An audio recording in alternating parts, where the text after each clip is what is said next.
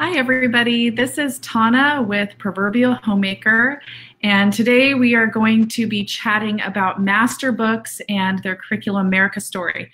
So this is live right now, so if you can hear me and see me, please go ahead and comment and let me know. Tell me a little bit about yourself. Let's say, tell me what ages you're homeschooling this year. That'll be a good way to see what you guys are all teaching this year as far as age ranges and what kind of resources we can recommend for you. So today I'm really excited because I am going to be talking about Master Books, which is a company that I more recently discovered in this past year, and that we've started to use a lot of their resources this year already. We are a homeschooling family with 6 kids, ages 1 through 10. He's almost 11, I guess, now. And so we homeschool year round. So a lot of the materials that we have are a little bit more, we do things on a more fluid basis. We don't have a hard stop and a hard start to our homeschool year. So as we finish up resources, we just, choose the next thing and keep going. And this year, we've already started using several of Master Books curriculum that I'm going to share with you very briefly. And then a little later, we're going to go into an in-depth review of America Story history. I'll be having more videos about the other curriculums coming up in the upcoming several weeks, but I wanted to just give you guys a little bit of a background on Master Books and how we discovered them and my experience so far with them, because I know I haven't talked a lot about them yet, but you're going to hear a lot about them from me. So if you guys have any questions at all, please don't hesitate to ask questions. You can comment here. I'll try to catch them live, but even if I don't catch them, I'll make sure I can see them afterwards on the replay, and I'll make sure I answer them then. All right. And I'm going to leave you guys some links too. So you'll want to watch for that. I even have a coupon code for Master Books that you can use. All right. So hi, Kim. Hi, Jamie. I'm glad you guys are joining me. Okay. So my experience so far with Master Books. The reason why we started looking at Master Books was because for history, in the past couple years, we've used living books for history, and we've really enjoyed that. We really like to be able to read, historical fiction and nonfiction, to read about the different people and places of history, and that was working really well for us. And I enjoy I'm a very eclectic homeschooler, but I lean Charlotte Mason. I basically just do the parts of Charlotte Mason I actually like, and I ignore the rest. And one of the things I like is living books. So we were learning using living books, and that was good, but I kind of realized that I needed something that pulled it all together and made it a little bit more cohesive, so that we had a general overview of the historical timeline to pull all of these stories together, not only for my kids' benefit, but for my own. And so I started looking for a history spine, basically a text that would help me with that. And so I started researching different companies and curriculums and everything. And that's when I discovered Master Books and started looking at their America Story, because we were doing American history. And as I started watching them and sort of stalking them a little bit to learn more about who Master Books was, what different resources they had to offer, just the more and more I learn about Master Books and their resources, the more I love them. And so I started reaching out and talking about maybe using more of their curriculum. And, we examined our curriculum for the upcoming year and thought, well, we could change some things in these areas and try something new here. And so that's what we've been doing.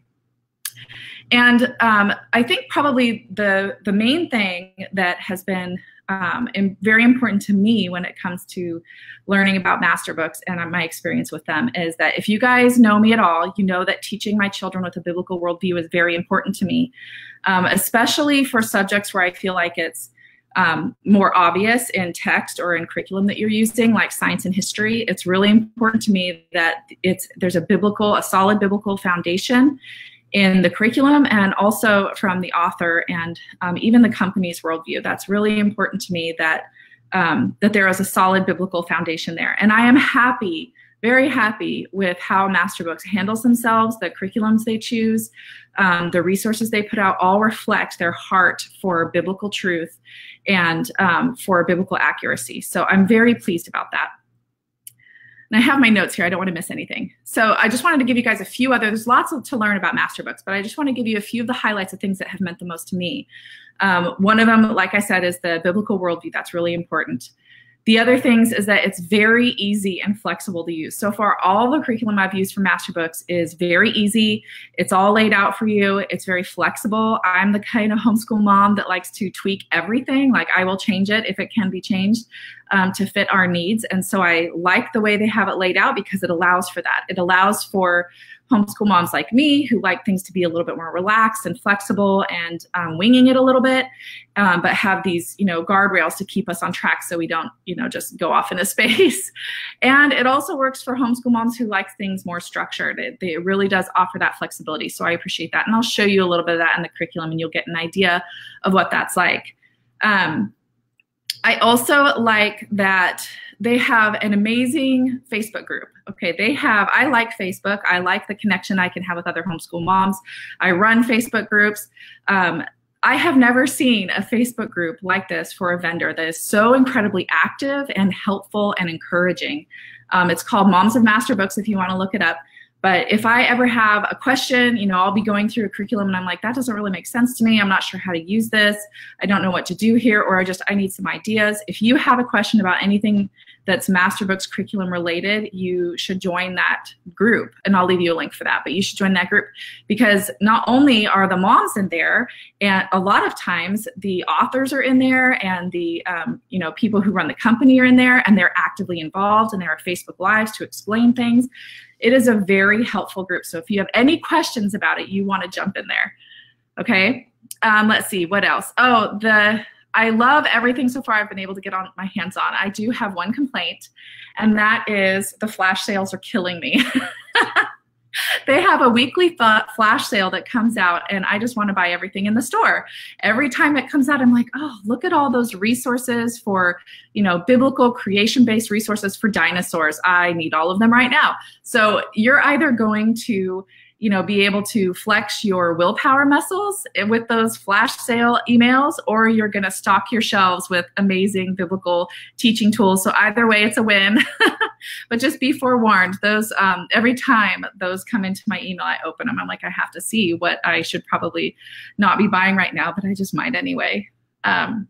They also have a rewards program, which I think is really excellent. So as a homeschool mom, if you're buying their resources, you can use their rewards program to get money back for the next order that you make, or you can refer your friends to it. And if they make an order, then you get a little bit of extra for your next order, which is excellent for those flash sales, I guess.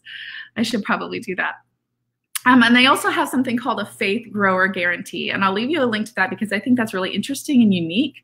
And it also means a lot to me that they put that on there. And you can go and read their statement of faith and see what they're all about. And one of those things is this Faith Grower Guarantee, where they say that if your children use these resources, they will grow in their faith because they all point back to Jesus, which is just amazing. And I love that. All right, so if you have any questions about Masterbooks in general, please go ahead and comment here. I'll leave you all the links I mentioned. In a couple weeks, I'm hoping to have Randy from Masterbooks on to just chat about the vision and the background behind Masterbooks, so you'll get a lot more detail about the heart of Masterbooks. But for now, we're going to jump in and talk about America Story. So don't forget, if you guys have any questions, please feel free to ask, okay? So America Story, we are using America Story 1 right now. Let's see, hopefully you guys can see this well. Usually I flip the camera around and look down at it, but my tripod isn't working. So America Story 1, this comes in 3 volumes. So it goes over a 3-year period. Each volume includes the student text, which is right here, and then the teacher guide right here. So you get a teacher guide for every student that you're working with. So the way this works is, I'll show you the inside of this in a little bit, but the way this works is this is the teacher or the student text. So this actually has the text that your student, if they're an independent student, is going to read, and it has all the history, pictures, and text inside of it. I'll show you this in a little bit more detail in a second here. And then this is the teacher guide. So this includes some lesson planning tools, some teaching tips, but the bulk of this is actually activity sheets and notebooking pages to go along with the student text. So that's why even though it says teacher guide, it's a little different than other curriculum because you actually get one of these per students that you're working with, because it has their actual worksheet text in here, or worksheets in here. Okay, so in our homeschool, you can use these in a variety of ways. In our homeschool, we do multi-level teaching. Like I said, I have 6 kids ages 10, almost 11 and under. So that's like 5th grade down to a tot sitting in his high chair strapped in. So what I do is during our morning time, we do our Bible, we do our memory work, and then we do either history or science, depending on the week. We alternate back and forth. So I pull out my America Story 1 text, and I begin to read wherever we left off before. So I'm going to show you a little bit about what this looks like inside. Okay, so here's what one of the lessons looks like. Here, this is chapter 5, Pilgrimage to Freedom. It gives you a little bit of information here. It's sort of like the main idea that you're going to be teaching about. You can read that to your children. Down here, it will give you some sentences that talk about what you're going to be learning about and exploring. Like down here, I really like these. At first I skipped them, but I actually ended up really liking them. And this is the lesson that ended up switching me to using these all the time. This one says, what is the national monument to the forefathers? And I had no idea what that was. And so our kids and I ended up spending a couple days researching and exploring and rabbit trailing off on the national monument to the forefathers. And it was fascinating and completely enriching. We loved it. So you'll find all sorts of little tidbits where they don't go into detail about that in this book, but it sends us on really fruitful rabbit trails. Okay, and so I'm reading along in the text. They have a little bit of a timeline up here just for reference. They have some really beautiful pictures. So since we do this around the kitchen table during breakfast, basically my older kids who are off at the end of the table will come over and look at it and then go back and sit down, or we'll, I'll lean the pictures over, but your older kids would be able to look at them a little bit closer. And then at the end here, it has what they call the narration break. So one of the things I love about Charlotte Mason style is the narration. And this is something that we already naturally do in our homeschool, but if it's new to you, this is perfect. And I actually find it really useful too, because it reminds me to pause from my reading, because I can kind of get really into the reading, and ask them questions to make sure that they're retaining and listening, listening and retaining. And then up here, if you notice, there's this little gray box. I don't know if you can see that. This little gray box. These are special words, I think they call them. So I'll show you in the worksheets, but in the worksheets and the notebooking pages, your kids can look at those. It's basically vocabulary words. They can look and say, oh, a pilgrim is a person who journeys to a sacred place for religious reasons. And so the workbook will say, did you, find the special word? Go ahead and write it down. Write down any other words you didn't understand, and then your mom or dad can talk with you about what those words mean. So it has some natural vocabulary lessons there. Here's the next page, text, beautiful pictures, really interesting pictures. You can see here's an excerpt from the Mayflower Compact here. So we kind of skimmed through that. Here's another narration break. They often have maps and other interesting little tidbits in here. And then I don't know actually what they call this, but every chapter has this section in it where it's 2 pages with this kind of gray background.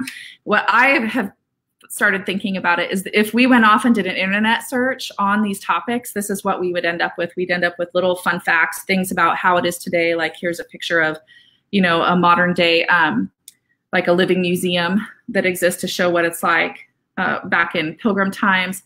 It's just really fascinating. These are great rabbit trail snippets too. You'll see something in there and your kids will be interested, and then you can go learn about that together as a family.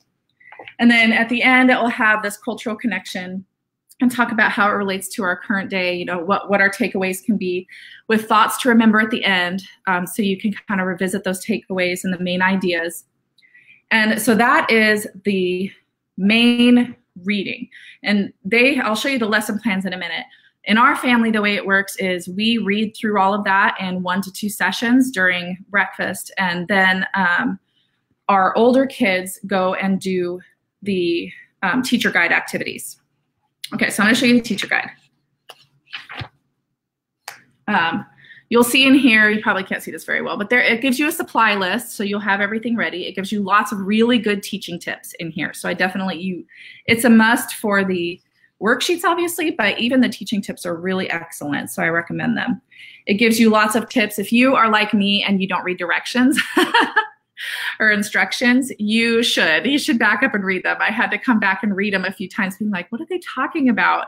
The special words is one of them. I think they call them special words. I was like, what is that? I don't even know what that means. And so I came back and read these. So I do recommend it. Just takes a minute. Read the instructions. Don't be like me.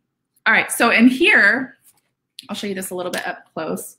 Here are the lesson plans. So this is a suggested daily schedule.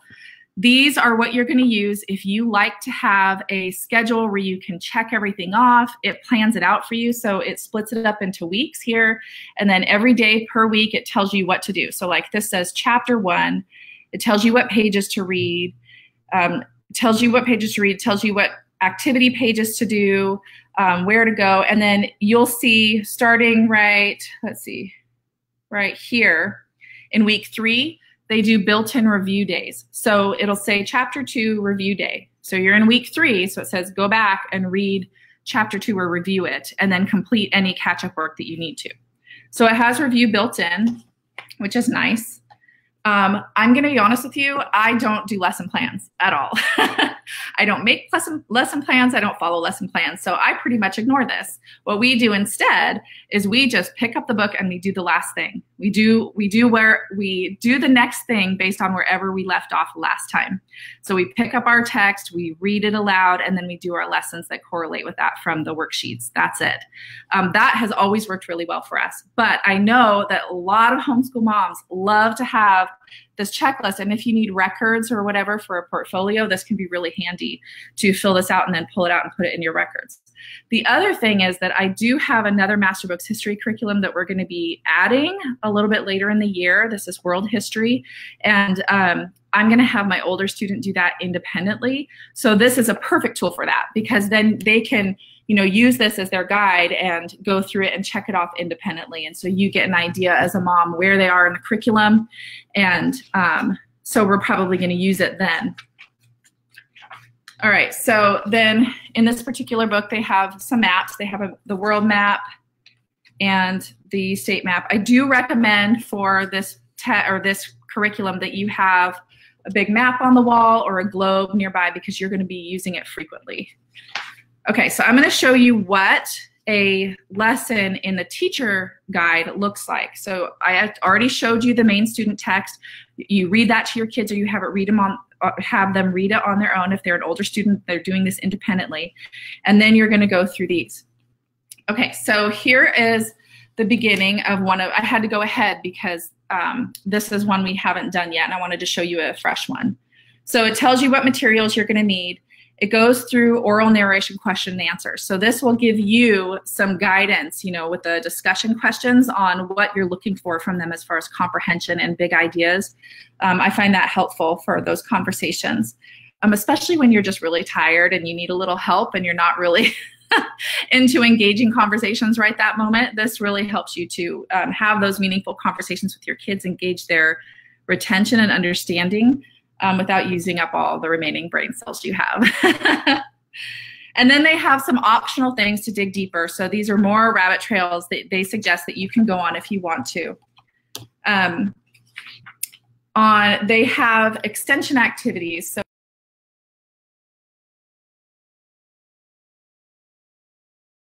it's coming up. So you have written narration for older students that they can do. And then they have some activity pages. So these are ones my kids really like. It's very simple, but they really enjoy it. They have a version where the author drew whatever the topic was. This is the Boston Tea Party. And then your child can draw their version over here and then write a few sentences about it. This one has them writing a letter to a friend detailing the event.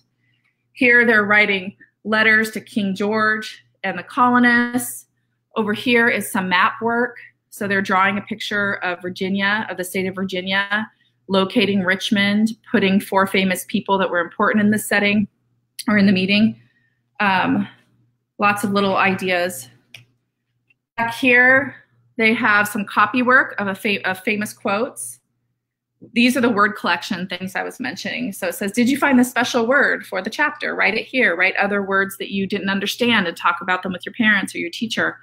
And then here is where they have the timeline work. So it's more notebooking. So this one says you're at the Boston Tea Party, write an entry for your diary about what you saw. So your older, I use this for my older students. So they write what they saw or write something about what they learned. And then this is a notebooking page that has a simple timeline tool. So this goes through, they draw in there what those different events. And then in the back of the book, I ripped it out of this one, but in the back of the book, they have illustrated pieces that they can cut out and paste into some of these. There's usually 1 or 2 per little timeline page where they can just paste it in, and then they draw in the other ones. So there are a variety of those kind of pages in these chapters. The one there's a couple that are really consistent, and the one of them is the timeline page. The timeline page is in every chapter. We actually really like that. I have struggled with timelines. I don't know if it's because it's too much work as a busy mom, or if it's, trying to find the wall space or whatever it is, but I've struggled with timelines. I find this really refreshing. All of these pages are perforated, so you can pull them out very easily. I pull them out, they're all perforated and hole punched. So I pull out what I want my kids to do. They complete it. They put it in a 3-ring binder that has all the loose pages for all of their course curriculum, for all of their subjects. And this is one of the things we've really enjoyed. So they draw the ones. Sometimes there will be ones on here where it doesn't really talk about in the book and we don't really feel like going and researching it more, so they'll leave those blank. But otherwise, they'll draw in what we talked about. They'll glue in the ones that are provided. And that way, when they're done with this course, they'll have, for this particular chunk of this time period, they'll have a completed timeline that they can flip through and we can review it together. But there are a lot of variation with these as well. Let me show you some. So here is a little mini book. I don't know if you can see that well. It's a little mini book, so you cut it out and you put some text, or they write in some things here and they fold it up and they can carry it around and put it in their notebooks. They have lots of maps, lots of notebooking pages, lots of drawing. Here's one of the maps that they have, and you locate different places on there. They have crossword puzzles and word finds, which my kids always love. This is actually one of the main reasons I ended up getting 2. When we started this curriculum, I wasn't sure I was going to use the teacher guide for the worksheets and the notebooking pages. The way we've always done history in the past is we read the living books and then my kids do notebooking to reflect that they've understood what's going on. It's basically written narration, and they do some drawing to make sure that they understand. But what I found was that all of that is in the Masterbooks teacher guide, so I don't need to go dig it up somewhere else. It's all available. They have plenty of notebooking style pages in here, so we use that. And then when they have these extra little pieces, my kids just love this, like the crossword puzzle and the little coloring piece. My kids like that so much that I couldn't just take one and divvy it up among them, so I ended up getting 2 so they each had one.